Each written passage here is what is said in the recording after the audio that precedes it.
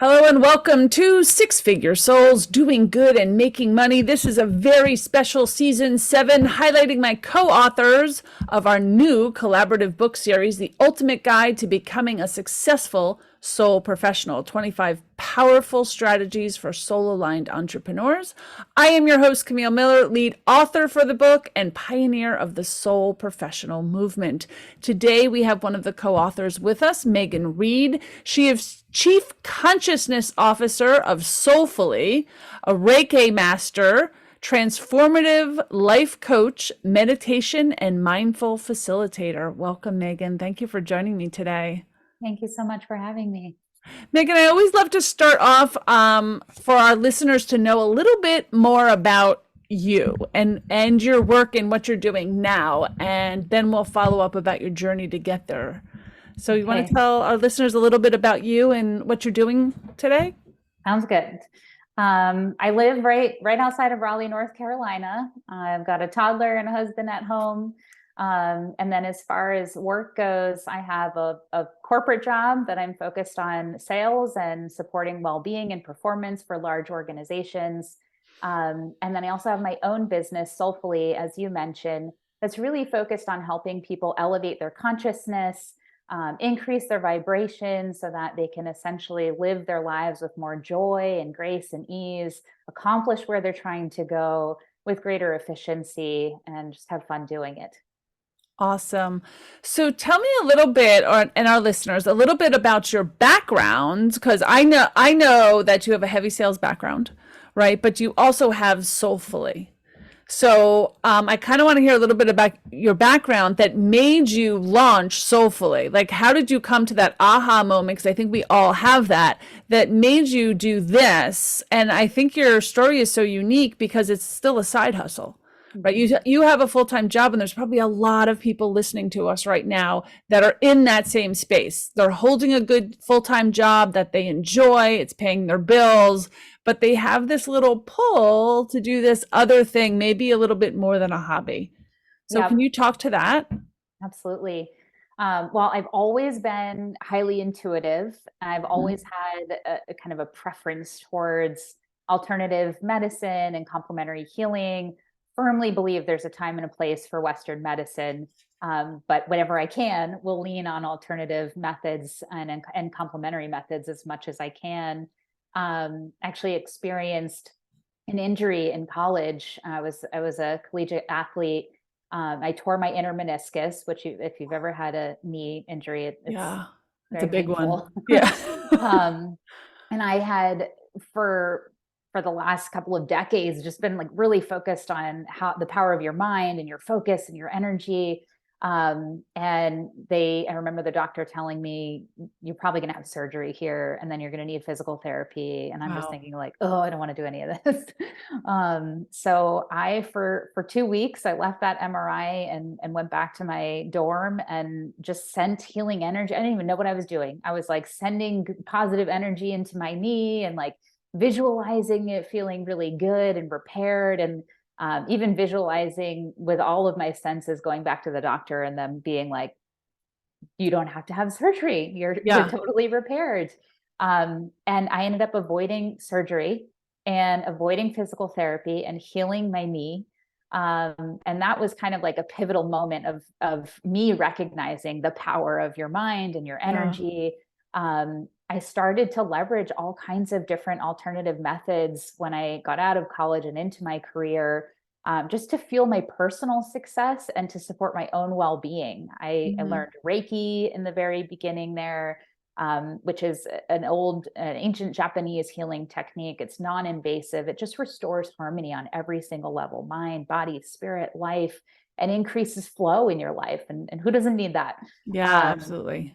so started there, and then that was kind of like my gateway drug to alternative healing, because it led me into crystal healing and sound healing and meditation and mindfulness. Leveraged it myself to fuel my sales career, hit my quotas. And then I started to see a lot of people coming to me saying, what are you doing, how are you doing it? Finding these easier methods versus just burning myself out like everybody Yeah. else. And decided to launch Soulfully and support others, since they were already organically coming to me for this type of support. And I find there's a lot of people in the corporate world who are starving for more spirituality. They Yeah, I want to agree. bring these things Yeah. into their lives. Just like me, I love my corporate role, but I like to leverage my alternative healing practices and methods. So I'm just supporting a bunch of people like me. So in Soulfully, I want to dig a little into Soulfully because I'm so intrigued by it. Are you teaching people the sales piece too? Because it's really about being comfortable with who and what they're doing. Is that correct? So that is part of what I can do. Okay. Yes. So I have people that are not in sales that come to me that are just Okay. overall looking to support their well-being, Okay. accomplish their goals with greater ease and efficiency. And so we'll typically pair energy work through Reiki, and coaching. So actually enabling them with the right tools and research and information that they need to change how they're going about things, and not have to do everything so manually and suffer their way through to success. Yeah. But when it comes to sales, I do tend to attract a lot of sales That professionals makes given my sense. background. Yeah, makes Um, sense. and they really come to me for both of those things. They'll come to me, one, to address the root issue. Is there a block in my energy that's preventing me from getting to where I need to go, or closing these deals, or hitting my quota? Let's address that first. And then we talk through the coaching, specific things that they can put into action, different types of mindset coaching as well that support the energy work we're doing. I love this. I'm such a believer that it takes the inner work to create the outer success. Couldn't And agree more. everything that's stopping you is inside you. I always like look in the mirror, look in the mirror. When things aren't going right, I'm like, okay, what's not right with my energy? Yep. What am I not holding space for? Because I know it's me. So Totally. what Always. can I change? Yeah. Yeah. That was really, really hard to kind of shift that focus and go, okay, it's me. Mm-hmm. So what is it when things aren't working? That's Instead pretty of that amazing. like kind of Yeah. victim mentality, Blaming it's it. more Yeah. like, how can I change my mindset? What am I Yeah. putting out there to attract all of this right now? Yeah. Or if it's anyone else's fault, oh, they just don't buy, or, I can't hit quotas because, Mercury's in retrograde or whatever it is. I do Right? coaching on that too, because Yeah. she Yeah. can be a beast. Yeah. Good. Actually, I was just in a meeting where I was saying something that wasn't going right, and I was like, I know it's me. I know it's me. And people were going, but Mercury's in retrograde. And I'm like, okay, I get that. I was like, but I think it's a little more than that. Yes. But I totally get that piece of it. Right. Yes. So do you do mostly one-on-one work? I do one-on-one and groups. Okay. So I'll have sales leaders bring me in to support their whole sales team, to do group energy work, to do workshops. Oh, And okay. I also do a lot of one-on-one work with typically corporate professionals or working professionals who are very purpose-driven, who are interested in leveraging alternative healing to get wherever they're going. Awesome. Awesome. And you told us a little bit about the story. So how, with a full-time job, do you grow this other piece? Like, when are you working in it? Yeah, good question. Especially with a toddler. Didn't you say you had a toddler at I home? have a toddler too. Yep. I think I can thank my swimming career for this. I swam all the way through college and just really had to get good at time management. Yeah, yeah. And so a lot of it just comes down to time management, priorities, being able to chunk out specific times, whether it's early morning or over the weekend. Like I just certified a group of people in Reiki, and it was over the weekend, and I'm not doing that every weekend. That way I can Right. spend time with my family and manage it all. But being able to just manage my time, it also helps that all of the work that I'm doing Mhm. is so energizing to me, both in the corporate world and in my personal business. So it's not like I'm coming home or going to the weekends like drained from my day job. I'm energized by it. I'm You're happy loving and I'm it. doing well. And then that feeds into the work I do at Soulfully. And a lot of the work that I do at Soulfully is also welcomed in my corporate role. So I lead company-wide meditations and teach people about energy, even in my corporate job. So I could just show up as me everywhere that I am. Yeah. And that's the most important. It sounds like you've dovetailed those lives. And I think that's the most important. When you show up with passion and loving it, Yeah. that's the thing. So if I ever feel drained or it's not enough, or instead of pushing to do more, I've learned that actually I have to do less. I have to stop. So right from my experience. It's forcing your way through could not be more exhausting and really just leads to disappointment and burnout. Those are the moments where I'm taking a step back and doing the inner work and reflection. I'm changing what's going on in my energy so that I can have a different experience versus continuing to push harder in those moments, which is kind of just a human reaction, is to work harder, push harder, force your way through. And I've done it. And that's why I know that's not the way to do it.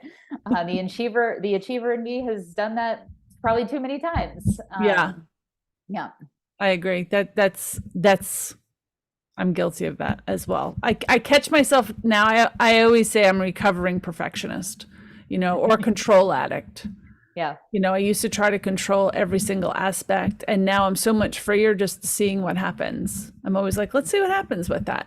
Let's see what can happen there, or what opportunities will present itself today, and just not trying to control it, or whoever shows up is supposed to show up, and something awesome is going to come out of that, and just allow it to be. Surrendering is so important. Yeah, that's I'm probably like a recovering workaholic. So I would just work my way through, work harder, work longer hours.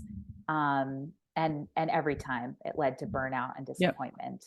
Yeah. And you're exhausted and you're not enjoying it. And that's when the passion is gone.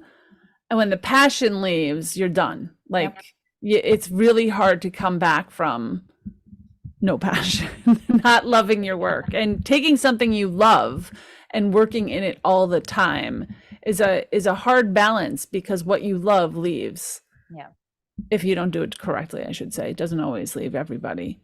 I even infuse it in, like with my toddler. When we do deep breathe, he's 2. Well, I've taught him how to do deep breathing. So if he's getting worked up or he's throwing a toddler tantrum, he uses his little hands. So take a deep breath and his little hands will come up, and then his hands go down. Oh, wow. Taught him how to use my singing bowls. He'll come into my office and want to use the chimes and the singing bowls. And he's like learned to, that's incredible. To go outside barefoot now.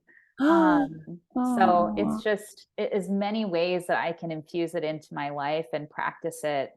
I find that it's not only more fun for me, but more effective.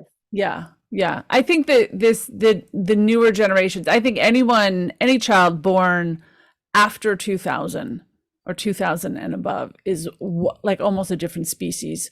That they just come from a different space. I think it's actually beautiful. I think they're all higher souls too. So my kids are older. They were born in the 2000s, but the very, very early, with my oldest being 2000. And I can see a distinct difference in how they think and feel about the world. Yeah. But it's so interesting to hear about the youngins, the toddlers that are still going, because they have parents that think and feel differently. Yep. They've started that evolution of, there's this new way of doing things. And it's good. I always tell my kids, I can't wait till you guys are in leadership. Like, I can't wait. I just hope I live long enough to see how this world changes. Yeah. When you know these things, because our community that I run used to be like 45 and up. Right. And the people that are at that second point of their life, they had that aha moment, and most were really around 50. Right. I had it about 48 and kind of pivoted my life to do something else. But now we're seeing it in like late 20s, early 30s are going, I'm just not doing it. Mm-hmm. Like, I'm going in this whole other direction. It's like, wow, that is incredible. But that's the global entrepreneurship. And that's people like yourself seeing early on how that inner work creates that outer success, how being in tune with yourself and your body and your vibration and staying in the right energy changes everything. And I think it's so beautiful.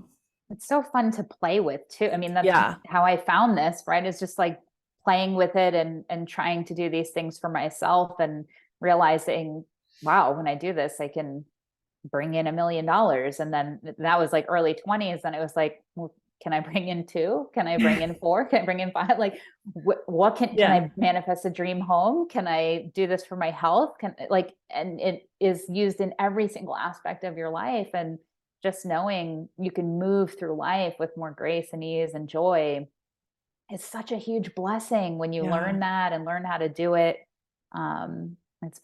It's changed my life, and it's changed a lot of others that I've worked with. Incredible. So Megan, I want to switch over to the book and talk about that a little bit. Tell me, this was your first time writing a chapter or a book and being an author in this capacity. What was the experience like for you? Because I know when I wrote my first, it was exciting, it was scary, it was fearful, it was exciting, and then there was, holy crap, my story's out there. You know, Yeah. when you're in launch mode, you're like, oh crap. You know? What was it like for you? Okay, so a few things. I've always enjoyed writing and expressing myself through writing, but I've never like formally, as you mentioned, Mm-hmm. written for a book, but I've always wanted to. So my first reaction, like my intuition kicked in and was like, this just feels like an awesome opportunity to dip my toes into the water, experience, learn without having to do it all on my own in the beginning. Yeah. Um, then as we got closer to starting to work through it, I started to have that like imposter syndrome. I almost wanted to bail out, like, should I not be doing this? Decided to push through and write the actual chapter. It was one of the most cathartic healing experiences, and I've done a lot of healing work Yeah. that I've ever experienced. I did not anticipate the level of reflection and healing that would come from this experience. I remember Yeah. writing the whole first page, reading it out loud to like my husband, my mom, and sobbing my way through it, like literally sobbing as I'm reading what I wrote. It Wow. did happen to come at a time where I had like just lost a family member and like weaved Yeah. some of that into the Yeah. story. But it was just so powerful for me. And it also was so amazing to go back and like actually spend time in my story. Why am I the way I am? Where did it start? How did it start? How did it evolve at each stage? Because I think I don't know, we just get there and keep going. And I don't know that we actually spend a ton of time reflecting and going back into the key moments that made us who we are. And I felt like that was a really powerful component of this. Um, and then loved the second component as well of just now here's my story and where, everything I've experienced, but the strategy I love teaching people and coaching people. And so just kind of got into flow, and just shared what I've been doing with my clients for years. Fantastic. So, I know this was your first time. What made you decide this book now? Like, what was the clincher that said, "Okay, I'm doing it"? Um, Gosh, I'm so drawn by intuition now. Like Mm. as I mentioned, always been intuitive, didn't always listen to it. But over the last probably 5 years or so, I've really cultivated this ability to recognize when my intuition is speaking to me and act on it. It was such a strong feeling. There wasn't like a specific event that happened that made me say this. It was just a feeling, a pull in Yeah. my body and in my soul that said this is the opportunity. And then my logical mind backed it up and said, yes, this is a safe way to start. It's only a chapter. The investment is only a chapter. The responsibility is only a chapter. And so it felt like a really good way to ease my way in. And then it was a topic that I'm deeply passionate about. So there was alignment there. Oh, beautiful. Megan, remind us, what is the name of your chapter? Manifestation Blueprint. which kind of evolved over time. But now Yeah. I know best practices and tips that'll help you manifest pretty much anything that you want in life. So manifestation blueprint, really bringing your vision to reality. I love that. And I so enjoy that you are a part of our collaborative book series and you're being in our podcast. How can people learn more about your work at Soulfully? They can they can email me at info@soulfullyllc.com. They can also just go to my website, soulfullyllc.com, and they can check me out on LinkedIn, just Meghan Read, Read. Awesome. Well, Meghan, I want to thank you again for being a part of the book, being a part of this podcast, and I'm so excited for the book to come out, which will be in July of 2023 for all of our listeners. You can go to Amazon to find it. You can literally just search Soul Professional and it should come up. You can search Meghan's name. You can search my name. We are there's 22 authors. 2 of 22 authors that are in this book. So it'll absolutely come up. Meghan, thank you again for being a part of our podcast today. Thank you so much. And thank you to our listeners for joining us today. For more information about the Soul Professional movement, you can go to soulprofessional.com. This podcast is sponsored by the Natural Life Business Partnership, a global professional organization and business incubator for the soul-aligned entrepreneur. If you live in a higher vibration, have an alternative approach to business, and want to help repair the world, join us at our next meet and greet. And you can find a date at soulprofessional.com. Thanks, everyone. See you soon.